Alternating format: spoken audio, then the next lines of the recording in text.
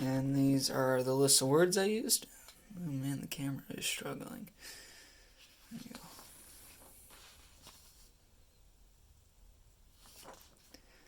A long, long time ago, in a kingdom far, far away, there lived a man named Neam Leeson III. He was a debonair man, a retired knight. He used to be pugnacious, but time has softened his heart.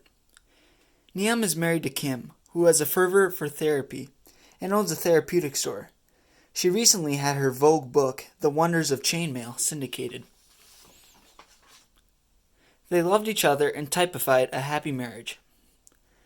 Ruling over the kingdom was a perennial Haksa dynasty. The king was a man named Marco. All the villagers of the kingdom exalted him for his warmth and kindness towards the people. However, the king was fraudulent.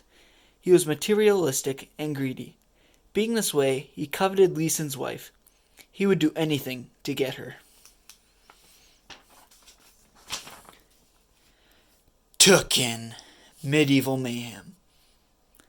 It was a late night, and Kim was tidying up her store and putting everything in their respective places. That's when the king's mercenaries, nicknamed the Oiho Gang, led by a man named Warding, kidnapped her. Neam stayed up all night waiting for her to get home. He surmised that she had maybe started talking with friends, but it was bizarre for her to take this long to come home. He left home and traveled to the store to see what was taking so long. When he arrived, he immediately noticed that something was wrong with the way the doors were wide open. He walked inside and saw that the store was ransacked. That's when Neam found the blade. A dagger with the word Oiho inscribed on it was among the therapeutic items on the floor. He knew they were the king's trusted men, but why were they here? The king's wife had died. Neam had heard rumors about how he went crazy shortly after, but he never ascertained them to be true. A sudden feeling of rage and determination filled Leeson III. Marco kidnapped the woman he was married to, whom he often communed with. Despite a couple inhibitions about going, they were overshadowed by an irrepressible ambition to save the love of his life. The king's aggression would not go unchecked. The sword Neam was going to use would need to be strong and sharp, not supple or brittle. He softens the iron in the forge to make it more malleable and begins to shape it into a sword with his hammer. Neam is very fastidious in making this weapon because any flaws will be exposed in combat. His acquisition of sword fighting skills happened during his knighthood, when he learned how to wield a sword by rote through endless practicing. Like riding a horse, once you learn, you never forget. Even though he hasn't forgotten how to wield a sword, he will still need to perform rigorous training to prepare for his mission. Sorry, I'm having trouble reading my own handwriting. Over the years, he had abstained from using these skills to hide his past. Graphic images of slaying innocent Muslim civilians during the crusade haunt his memory. When he returned, he vowed to never again pick up a sword. This was an exception. All the villagers offered their condolences, but Neam wasn't going to let it end like this. He was going to get her back.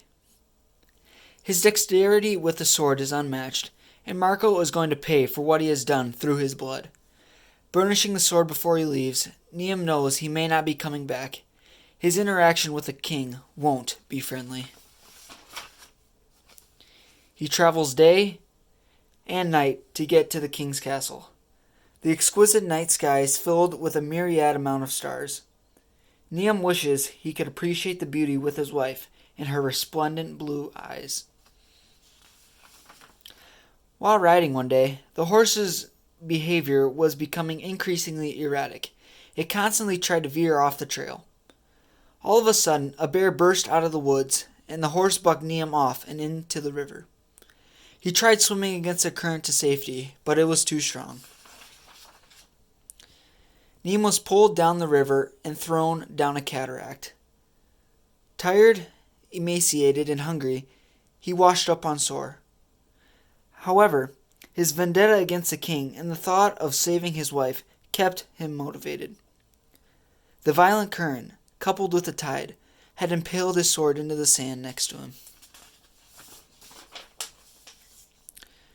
Dragging himself off the shore, he began to forage for anything to eat to restore his depleted energy. After eating, he kept hiking towards the castle. Upon arriving at the castle, he saw the guards and bulwark and realized he would need to bypass all the security. He could hear their profane language from a ways away. Niam began musing about the ways to get into the castle. He was going to need a ruse, but simulating a guard or climbing the wall weren't viable options. That's when he saw the drainage leading out from under the castle. After squeezing through the bars, he wades through the murky waters, and he hears a voice yell, "You will marry me," from behind a grate. And Niam leaps through the rusty grate and lets out a vehement yell, "Mors Tyrannus!" Niam Leeson III stabs Marco with his sword, who bleeds profusely from his wound and falls to the ground. Niam took Kim with him, escaping from the castle, and they lived happily ever after. The end.